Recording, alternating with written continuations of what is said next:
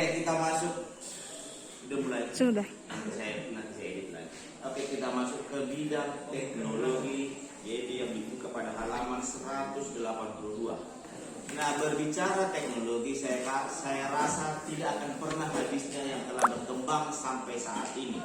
Teknologi adalah keseluruhan sarana untuk menyediakan barang-barang yang diperlukan bagi kelangsungan dan kenyamanan hidup. Hidup Siap. Nah, teknologi sangat berkembang secara cepat. Sekali lagi, teknologi sekarang ini sangat berkembang secara cepat. Contoh teknologi yang telah kita gunakan sekarang ini seperti di pabrik-pabrik atau di perusahaan-perusahaan besar yang tidak lagi membutuhkan tenaga kerja manusia, semua digantikan oleh mesin. Nah, salah satu contohnya adalah penggunaan mesin. Mesin itu kan menggunakan yang namanya teknologi. Nah, perencanaan usaha produk peralatan teknologi terapan dimulai dengan menganalisis peluang atau analisis SWOT. Yang pertama adalah strength, yang kedua apa yang kedua? Weakness, yang ketiga opportunity, yang keempat adalah threat ataupun ancaman. Nah, yang keempat analisis SWOT ini harus kita perhatikan untuk mengetahui seberapa besar peluang yang akan kita buat ketika kita ingin membuat sebuah karya atau sebuah produk teknologi terapan. Nah, apa manfaatnya ketika kita membuat produk terapan? Nah, manfaat pasarnya adalah usaha yang mengangkat kepentingan pembeli terhadap kepentingan penjual di antara perilaku pembeli dan penjual. Nah, sebelum membuat yang namanya produk teknologi terapan, kita harus mengetahui dulu ide dan peluang usaha produk terapan teknologi terapan.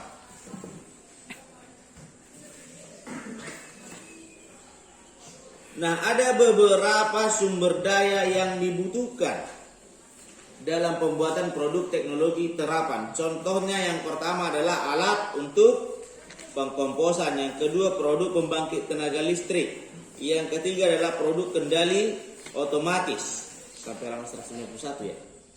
Iya. Itu kemarinnya pembahasannya. Oke, yang pertama. Sudah berapa menit? 2. Oke, yang pertama adalah di sini dibuat ada semacam alat teknologi terapan, yaitu bagaimana cara membuat tanah yang dijadikan sebagai kompos. Nah, komposter sebagai alat untuk pengkomposan mengolah sampah organik pada level sampah rumah tangga, rumah makan. Komposter menjadi media terjadinya proses penguraian atau dekomposisi material organik secara cepat dan higienis dengan proses kontinu atau berkelanjutan. Nah, hasil olah sampah berupa kompos padat dan cair melalui saluran dan pintu yang telah ditentukan. Nah, kemudian yang kedua adalah produk pembangkit energi listrik. Saya mau tahu, tanya dulu. Pembangkit listrik yang kalian ketahui dari tenaga apa? Dari mana sumbernya? Ada yang dari Air. Angin, matahari, diesel. Apa lagi? Ayo, apa lagi? Yang paling banyak digunakan di Indonesia tenaga uap. Oke. Yang pertama mungkin yang paling sering kita dengar itu tenaga diesel atau tenaga mesin. Yang menggerakkan mesin itu apa? Apa yang membuat mesinnya hidup? Bahan bakar. Yang kedua adalah tenaga uap. Ini yang paling sering atau yang paling banyak digunakan di Indonesia. Tapi yang paling utama adalah tenaga uap yang menggunakan bahan baku batu bara. Contoh kecilnya seperti yang terjadi kasus yang kemarin-kemarin, kalau kalian pernah mendengar berita, Indonesia atau negara kita menstop ekspor batu Bara. bara. Kenapa di stop? Hah? Kenapa di stop? Siapa yang tahu? Siapa yang pernah mendengar beritanya? Oke, salah satunya alasannya karena lebih banyak yang diekspor daripada untuk negara sendiri. Atau ibarat seperti kita jualan makanan, lebih bagus kita jual dibanding kita makan sendiri. Makanya pemerintah melarang kemarin. Nah, begitu juga halnya dengan yang terjadi akhir-akhir ini mengenai minyak goreng.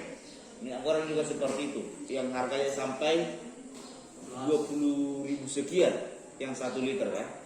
Betul nggak? Betul. Nah, pemerintah juga sudah melarang yang namanya ekspor, dipenuhi dulu kebutuhan nasional. Nah, salah satu produk energi listrik yang bisa digunakan atau teknologi yang bisa kita gunakan di wilayah kita ini adalah pembangkit tenaga listrik. Tenaga dari mana yang bisa kita gunakan? Ayo, yang ada di sekitar kita ini yang paling bisa digunakan tenaga air. Ya, tenaga air salah satu pembangkit listrik yang ada di Sumatera Utara, yaitu PLTA. Apa namanya? Ayo, siapa yang tahu? PLTA apa?